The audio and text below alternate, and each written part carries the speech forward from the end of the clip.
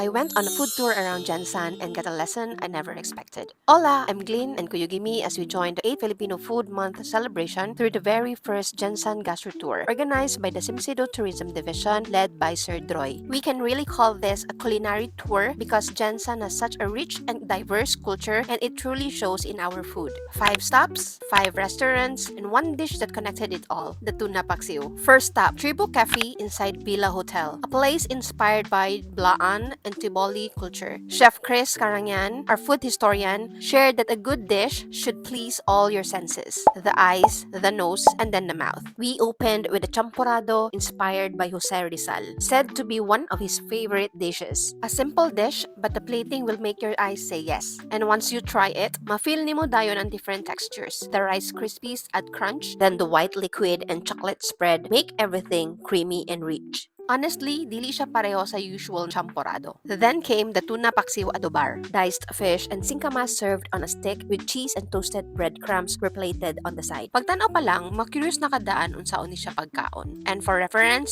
the fish is raw. Murag style sa kinilaw kanang gimarinate sa vinegar. So honestly, nag-small bite lang sa ako at first. Pero pag full bite na ako together, dito na ako siya nasabtan. Sweet, sour, bitter with a little bit of spice all at once. And surprisingly, dili kayo malasahan ang langsa. Everything just worked together perfectly. Murag every ingredient na agud siya purpose. It was amazing. Second stop, Spice and Walk, where we were welcomed by Ma'am Arcilia, one of the restaurant's part owners. She introduced us to paksiw ni Nanay Vidad, her mother's centennial recipe. Imagine 100 years of history on a plate. Tuna tail, eggplant, okra, and sili paired with bagoong on the side. When eating the paksiw, make sure to pair it with the bagoong because that is where the flavor really comes alive. And take note, you have to order this one day in advance. We also had their signature biryani and laksa. The biryani was swak sa akong preference. The chicken was really flavorful but not overwhelming sa spice. Actually, if you want the more authentic version, you can ask them to add the full 12 spices for that stronger punch. I had to skip the laksa because of my crustacean allergy. Pero based on reactions sa uban, they said it was spicy and really good. Third stop, Tambilawan, a halal-friendly restaurant. I'll say it up front, this was my favorite stop. I am really a fried food person, so the pritong paksiw here really stood out for me. Pagkaon pa lang, you can already tell na sakto gyud ang pagkahimo. Dili na siya manginahanglan og sawsawan. The fish itself was already flavorful on its own. They also served sinampalukang manok, which was my first time trying. I always thought sinigang style dishes were for pork or beef lang. Pero chicken actually works really well. It was light, a little sour, and very comforting. Fourth stop, Mount Sabrina Panoramic View Resort. If you've ever wanted a meal with a view that matches the food, this is it. It has a full 360-degree view of General Santos City and Sarangani Bay. Their big eye tuna paksiw is the kind of dish that makes you eat more rice without realizing it. Makalimot jud ka sa diet. They also served garlic chicken na super satisfying and crunchy, and the pancit was refreshingly light, dili siya sumod, dili oily. To end the tour, this stop has its own kind of charm. We went to Pac-Man Cafe at Roadhouse Hotel. This is Manny Pacquiao's hotel, and we were there to try the senator's personal favorite, tinola. What stood out to me wasn't just the taste, but the feeling it carried. Simple, farm-to-table cooking, the kind where ingredients feel very homey. Kanang magluto ka, ang papaya na aragyod sa kilid sa balay, pwede ra nimo kuhaon o dayon lutuon. There's something really comforting about food that still feels connected to everyday life. We also had the pound-for-pound burger. We were served a mini version for tasting, but the pound-for-pound burger is actually big, meant for sharing, around 5 to 6 people, and it's really huge. And we ended with champorado topped with whipped cream and Rice Krispies. Rich like melted chocolate, but dili kayo tamis. You can even have it with stevia if you're health conscious. It really tastes like melted chocolate in a bowl. Speaking of champorado, Chef Chris shared that July 7 is World Chocolate Day, so let's celebrate it with champorado, our very own version of chocolate. To end this journey, one thing really stayed with me. When a dish tells a story, it has a soul. It's not about perfecting every detail, it's about the story you're sharing through food. And throughout this tour, that's exactly what I felt in every stop. Our food is our identity, and this gastro tour just reminded me why we should keep it alive. This is really just the beginning of GenSan's culinary growth. So let's embrace our culture and make sure these traditions continue for the next generation. And that's a wrap on today's Glintinerary. I'll see you on the next one. Bye!